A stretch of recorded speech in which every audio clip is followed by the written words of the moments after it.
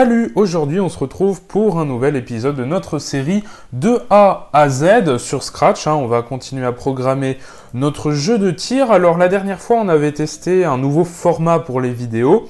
Ce format vous a pas mal plu, c'est un format où j'explique vraiment pas à pas chaque script que je vous montre. Et là du coup on va faire la même chose. Alors la dernière fois la vidéo était un peu longue, je m'en étais pas rendu compte pendant le tournage. Là du coup je vais essayer en tout cas de faire quelque chose de plus court. Et aujourd'hui, vous l'avez vu dans le titre, on va parler du spawn des bonus et des gemmes. Alors vous êtes sûrement en train de vous dire, alors de quoi il parle, pourquoi il nous parle de bonus et de gemmes, qu'est-ce que c'est que tout ça? Alors ça va être très simple, je vais vous expliquer, mais avant ça, je vais vous montrer déjà le gameplay, puisque dans la dernière vidéo, je vous ai pas vraiment montré en fait le jeu en lui-même. Je vous ai un peu montré à la fin, j'ai essayé de faire un petit let's play à la toute fin de la vidéo, mais du coup je vous ai pas montré en détail comment ça fonctionne. Alors, donc ça c'est le début, l'interface du début, ça c'est le menu qui a encore un petit peu été changé, été modifié. Je vous expliquerai bien sûr tout ça dans de futures vidéos. Donc on va cliquer sur le gros bouton Play, sur Endless, et c'est là qu'on joue. Protect the wall, c'est évidemment le message qui s'affiche au début pour nous expliquer ce qu'il faut faire, évidemment. Donc il faut protéger le mur. Vous voyez, il y a une sorte de tutoriel qui s'affiche, qui nous explique comment on joue. Donc là, je vais jouer un petit peu pour vous montrer un peu les ennemis.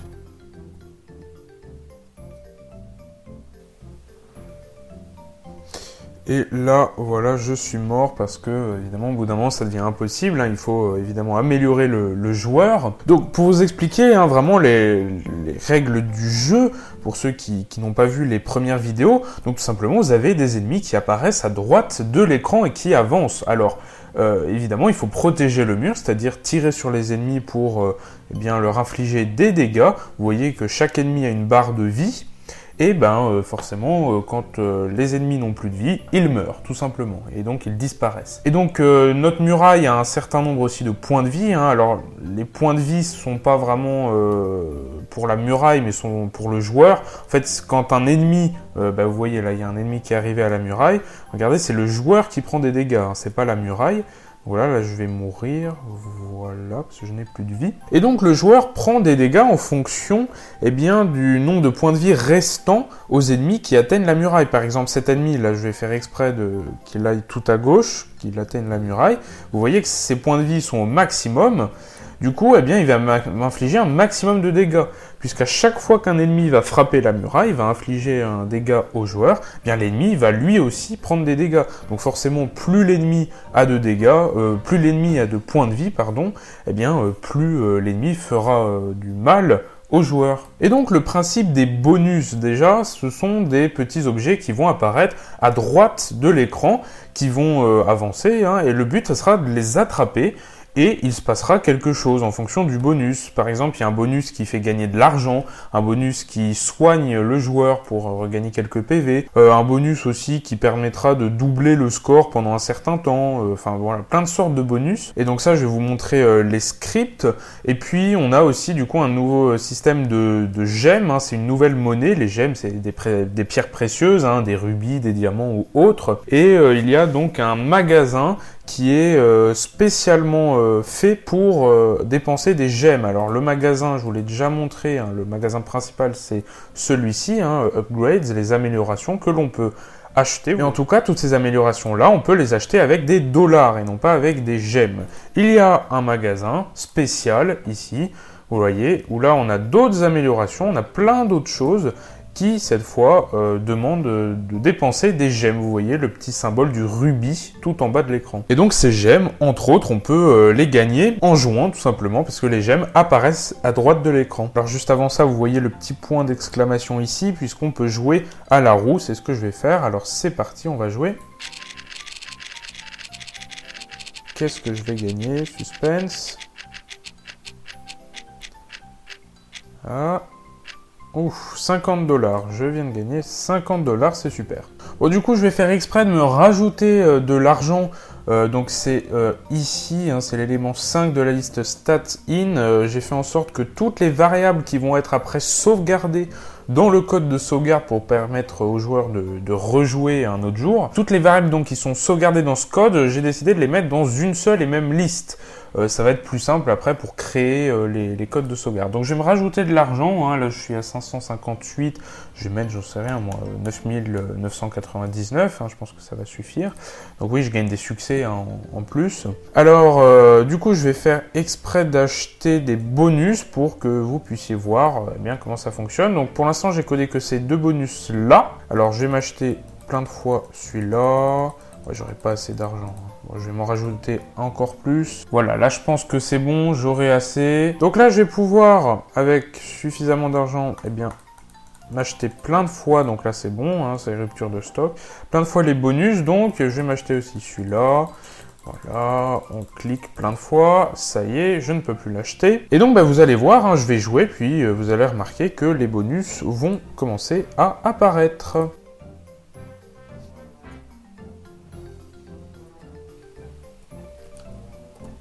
Vous le voyez là, il y a deux bonus qui sont apparus. Bon, en même temps, hein, ça c'est le hasard, ils peuvent apparaître quasiment en même temps.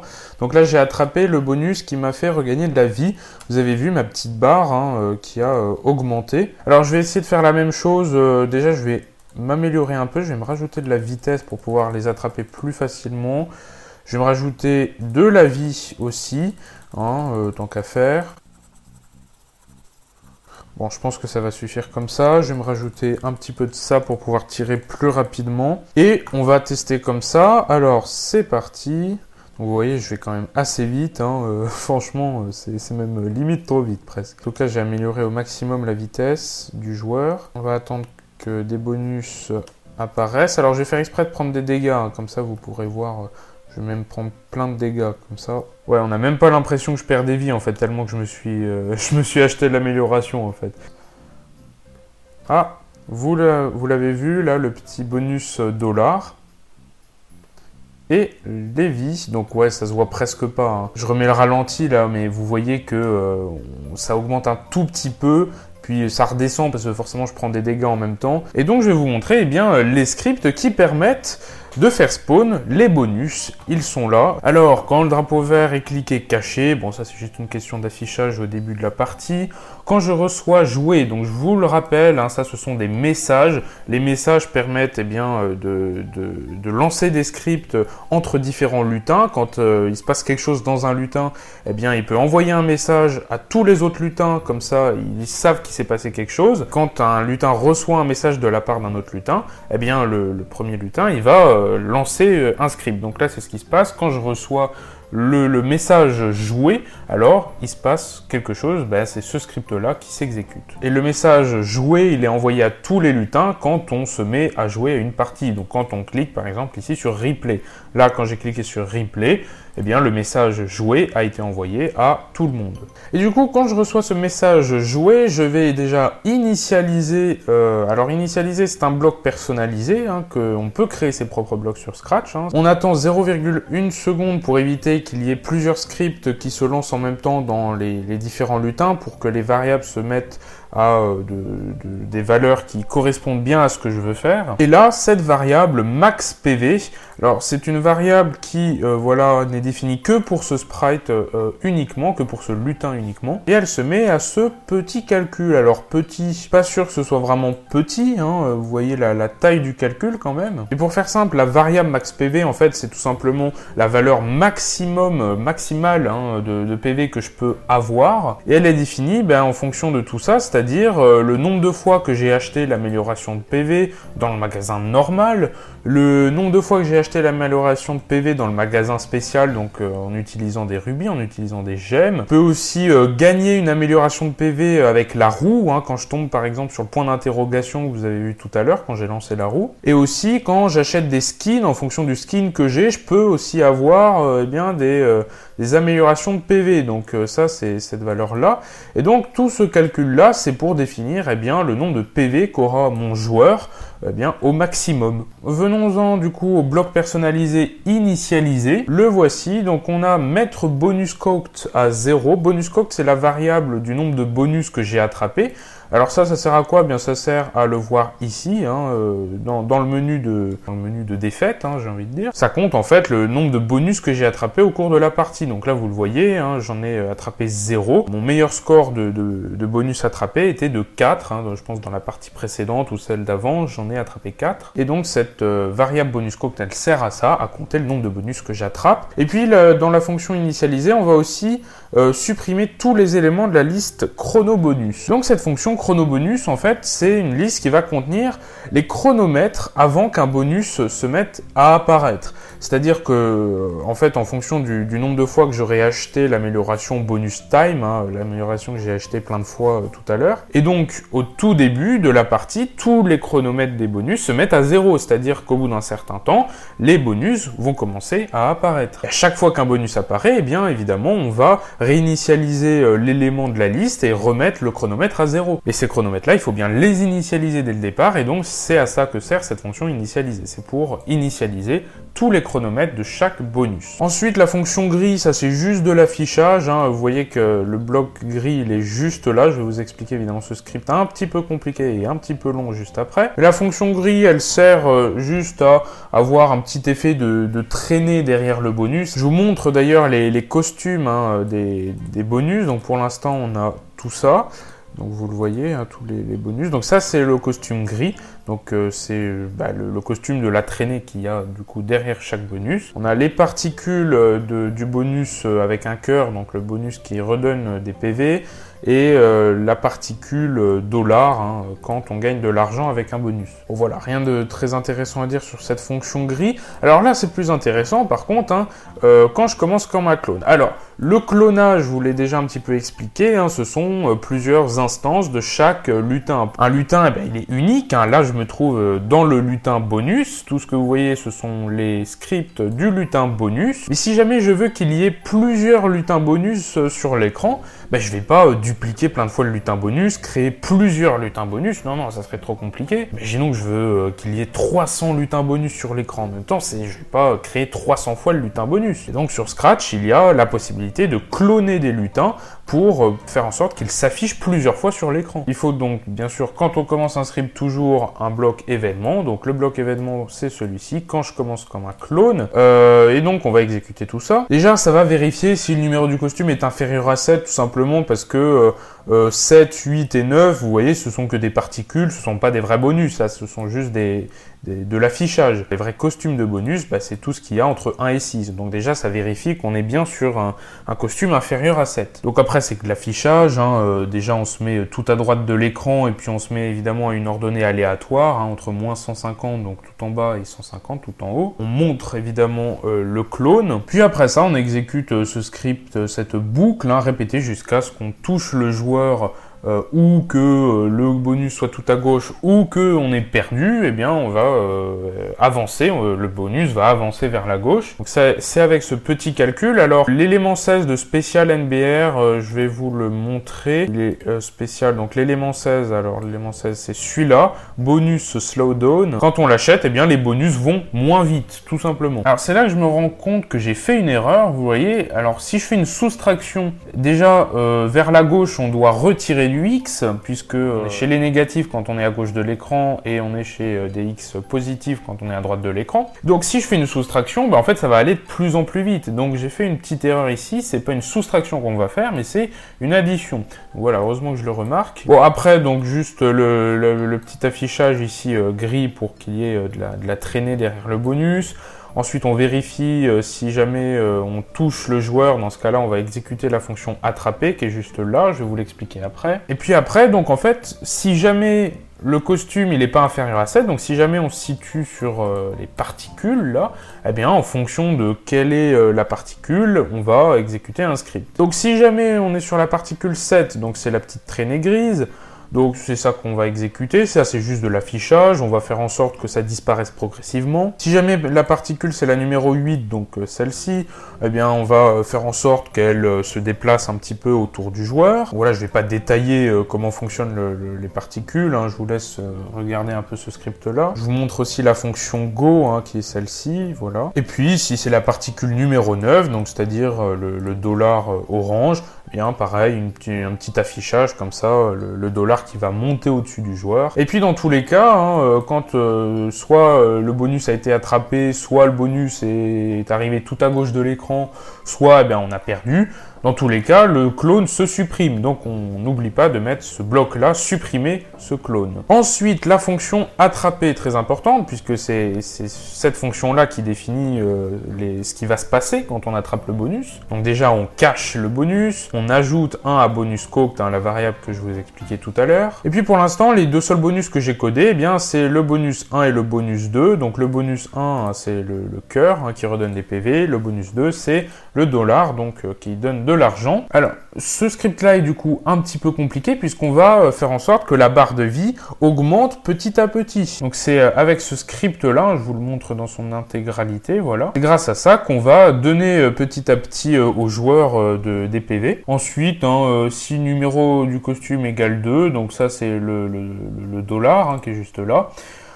On va du coup ajouter de l'argent dans la liste stats in que je vous ai montré tout à l'heure, c'est-à-dire toutes les variables qui vont être sauvegardées dans le code de sauvegarde. Donc l'élément 5, c'est celui-ci, ça correspond à l'argent. Et l'élément 7 de stat in, vous vous demandez sûrement ce que c'est. L'élément 7, c'est le nombre d'argent que j'ai gagné au cours de la partie. Alors, j'ai ici ouvert le document Word, le cahier des charges.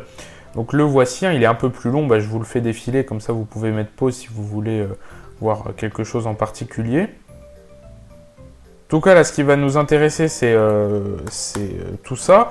Statistiques internes définies dans le lutin perdu. Donc ça, c'est la liste, liste définie dans le lutin perdu. Et donc, chaque numéro ici, chaque élément correspond en fait à l'élément de la liste, stats in. Par exemple, l'élément 1, c'est le nombre de parties jouées. Là, vous voyez que depuis que j'ai cliqué sur le drapeau vert, j'ai joué 7 fois. Par exemple, temps de la roue, c'est l'élément numéro 4. Ici, pour l'instant, c'est 15. Là, voici. Donc, vous voyez, le temps ici, c'est 6. Et regardez, la variable qui se décrémente ici, c'est la même chose. Et voilà, ici je viens de redébloquer la roue, donc je peux y rejouer. Qu'est-ce que je vais gagner cette fois-ci? Attention, suspense. Allez, oh, 50 $. Et vous le voyez ici, la valeur 1184, 1183, ça correspond au temps qui est affiché en bas. Bon, donc voilà, la fonction attraper, elle n'est pas très compliquée, c'est juste une question d'affichage puis d'exécution finalement de ce que réalise le bonus. Alors, ce qui est intéressant du coup, c'est le spawn des bonus, il est défini avec tout ça. Je ne vais pas vous expliquer en détail ce script, je vous laisse le regarder attentivement, il est assez intéressant, il est assez conséquent surtout. En fait, tout ça, c'est juste une histoire de chronomètre. On va vérifier que les chronomètres sont bien au bon nombre, c'est-à-dire en fonction du nombre d'améliorations que j'aurai acheté. Évidemment, il y a de l'aléatoire. Par exemple, ici, on est entre 60 et 180, puisqu'il ne faut pas que les bonus spawnent tous en même temps. Le début du script, d'ailleurs, il sert à ça. Il sert à faire en sorte que les bonus n'arrivent pas tous en même temps au début de la partie. Après, une fois que les chronomètres arrivent au bon nombre qu'il faut, ça y est, on fait le clonage. Donc la fonction clonage, voilà, fonction clonage qui est juste ici, qui est définie juste là. On va tout simplement cloner le bonus, on va le mettre sur le bon costume pour qu'il apparaisse à droite de l'écran. Et tout ça, quand je reçois jouer, décompte, 1, 1, 35, tous ces trucs-là, finalement, ce ne sont que des exécutions du script, ici, l'exécution du script décompte, de façon à ce que chaque bonus apparaisse. Si jamais je ne fais que ce script-là, que le script décompte 1, 1, 35, il n'y a que le premier bonus qui pourra apparaître. Bon, donc voilà, rien de plus à dire au niveau des bonus. Je vais vous montrer maintenant les gemmes. C'est un peu le même principe finalement, les gemmes, ça spawn à droite de l'écran, ça va vers la gauche, et puis le but c'est de les attraper évidemment. Donc quand le drapeau vert est cliqué, caché, quand je reçois jouer, on met les chronomètres, on met les gemmes gagnées à 0. Puis ensuite, après ça, on va avoir un petit chronomètre qui va s'incrémenter, vous voyez, attendre 0,1 seconde, on ajoute 0,1 chronogemme. C'est le même système que pour les bonus, finalement, c'est des chronomètres qui s'incrémentent et qui, quand on arrive à la bonne valeur, va faire spawn un gemme.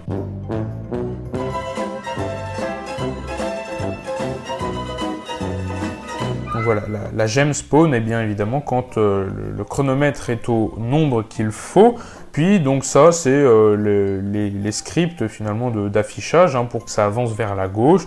Donc là, costume suivant, donc ça c'est tout simplement pour qu'il y ait une petite, vous voyez une petite étoile ici qui avance de la gauche vers la droite.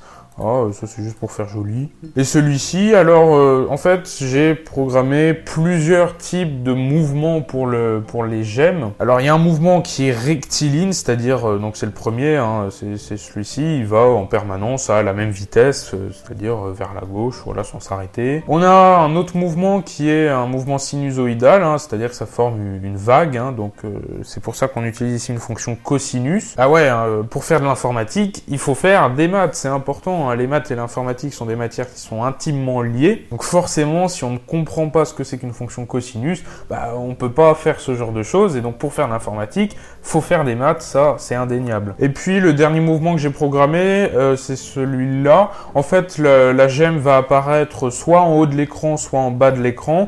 Et puis va accélérer soit en descendant, soit en montant légèrement. Alors ça, c'est on va dire le mouvement le plus compliqué à attraper parce que ça fait une sorte de feinte en fait au joueur. Le joueur a l'impression que la gemme va du coup apparaître en bas, sauf qu'en fait non, elle va accélérer vers le haut et puis évidemment ça sera compliqué à attraper. Donc voilà, je suis assez content de ce mouvement-là, il est assez fourbe, mais bon c'est quand même assez rigolo. Je vais vous les montrer évidemment après. Hein. Et puis donc ça, on va vérifier si ça touche bien le joueur. Dans ce cas-là, pareil, hein, stats in. Donc le numéro 6 c'est les gemmes et 8 c'est les gemmes gagnées au total. Vous voyez, l'élément 6 et l'élément 8. Et on va créer des petites particules. Alors, particules, c'est ça. On va répéter un nombre aléatoire entre 8 et 12 fois, créer un clone de particules, gameplay particules. Alors gameplay c'est juste les dossiers, hein, vous savez dans Turbo Warp et non pas dans Scratch, hein, c'est ça l'intérêt aussi de Turbo Warp, on peut créer des dossiers de lutins pour pouvoir mieux les ranger, hein, donc vous voyez ici j'ai créé des dossiers, et donc c'est pour ça qu'il y a à chaque fois le gameplay qui s'affiche à gauche, hein. Et donc voilà, le lutin gameplay particules, donc c'est celui-ci, particules, enfin particles en anglais, particles. Very very good accent later. C'est celui-là, donc voilà, c'est juste une question d'affichage, rien de très intéressant, voilà, je vous montre un petit peu vite fait. Et donc c'est tout en ce qui concerne les scripts du coup des gemmes. Je vais tricher un petit peu, ici je vais mettre je vais enlever ce script-là, comme ça il y a plein de gemmes qui vont apparaître et vous allez pouvoir voir comment ça marche. C'est parti, vous allez voir, ça va apparaître dans tous les sens, voilà, voilà encore.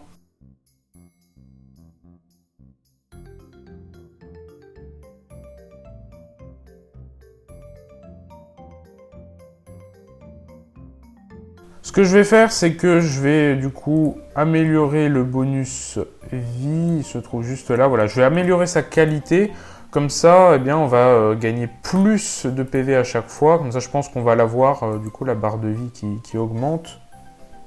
Du coup, je vais faire exprès de prendre plein de dégâts, tout en gagnant plein de gemmes.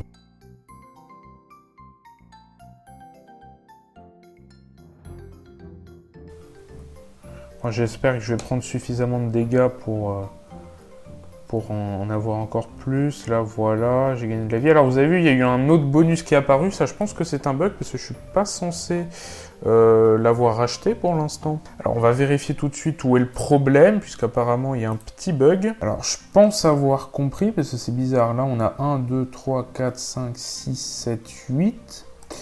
Et pourtant, on n'a que 6 bonus. Alors, il y a un petit problème là-dessus. Ouais, je pense avoir compris. En fait, ça vient de là. Là, je vais mettre du 11.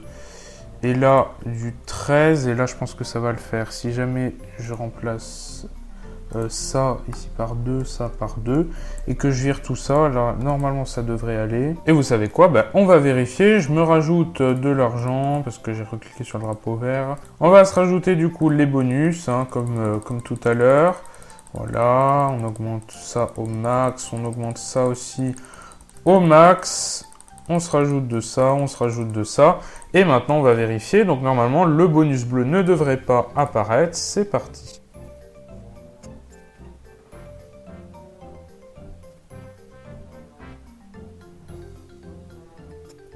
Alors oui, petite précision, hein, le bonus de vie, il n'apparaît que quand on commence à prendre des dégâts. Donc là, vous l'avez vu, hein, j'ai commencé à prendre des dégâts, donc il y a le bonus vie qui est apparu.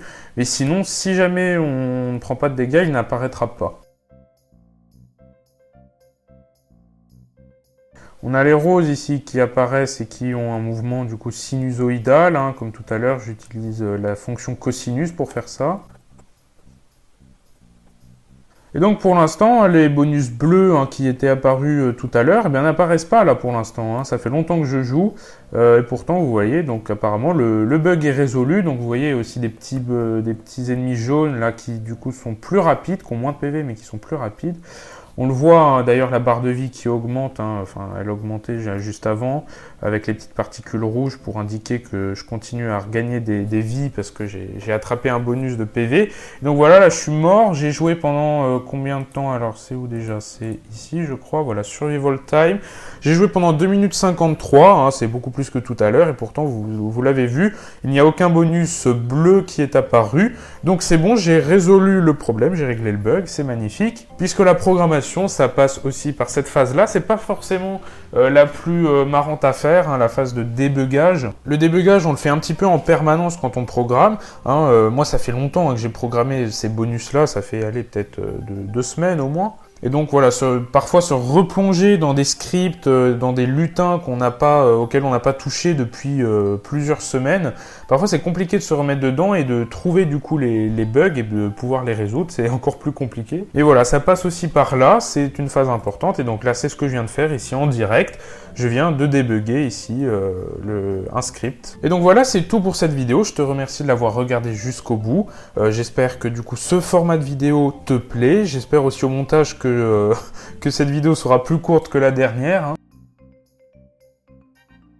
N'oublie pas de laisser un like, un commentaire pour donner ton avis, c'est super important. Et évidemment, abonne-toi à la chaîne pour ne pas manquer les prochaines vidéos. Et quant à moi, je te dis à la prochaine. Salut!